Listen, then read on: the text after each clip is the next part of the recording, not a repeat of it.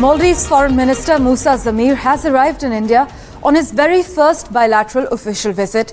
The maiden high-level visit since bilateral ties came under strain after President Mohammed assumed office 6 months ago in the Maldives.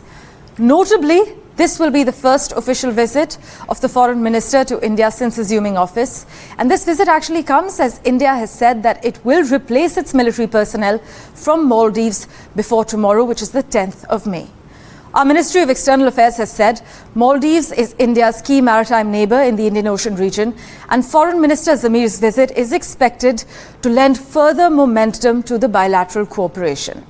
In fact, the official press release says discussions were held on a wide range of issues, including development and defence cooperation. Here are the key details for you.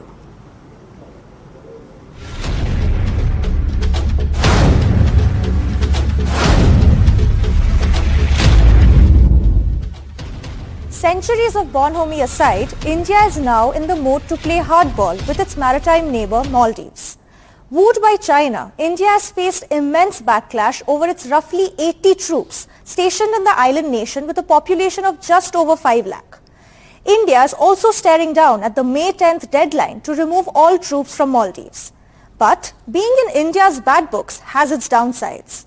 For one, unlike China, India offers debt relief and aid to many of its smaller partners. In 2024-25, India has set aside rupees 4,883 crores as aid to foreign nations. However, Maldives saw 22% decline in its aid from New Delhi, down from rupees 770 crore in 2023 to rupees 600 crore this year. Furthermore, Maldives owes India roughly rupees 3,000 crore.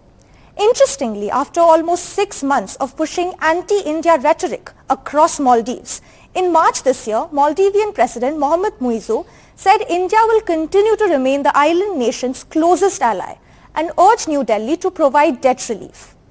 Next, Maldives is a popular holiday destination with a tourism-driven economy, and being on India's wrong side definitely hurts tourism.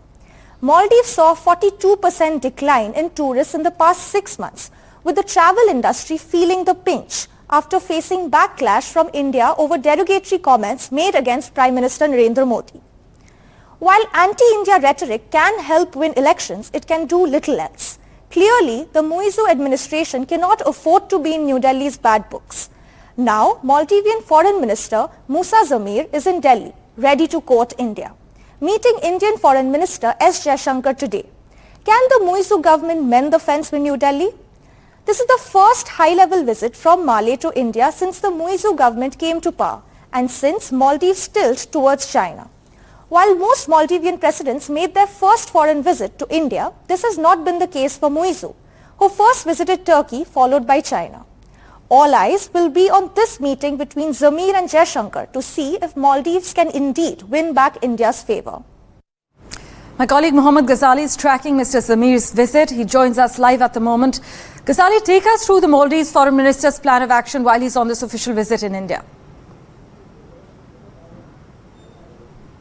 See, it's a bilateral meeting between Maldivian Foreign Minister, India's Foreign Minister, Mr. Jaishankar. And why this visit is important, because we have seen that how People's National Conference, his party, PNC, Mr. Moizu's party, won the parliamentary polls there. And before the parliamentary polls, this entire rhetoric of India out was his major poll plank.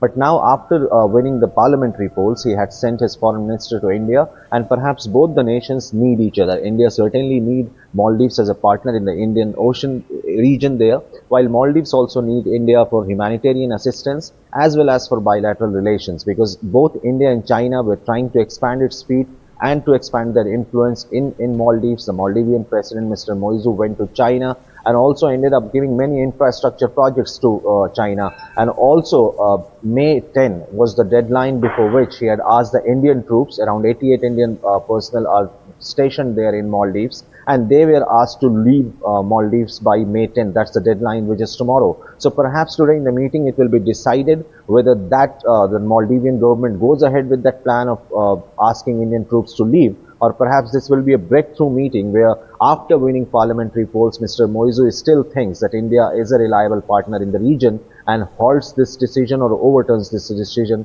of asking the Indian troops to leave there. Besides that, both countries need each other. We have seen reports of how the tourism industry in Maldives had taken a hit after the parliamentarians issued derogatory comments against India or Indian tourists. And now perhaps this entire visit hints that Maldives is not in a mood to spoil its relations with its neighbor.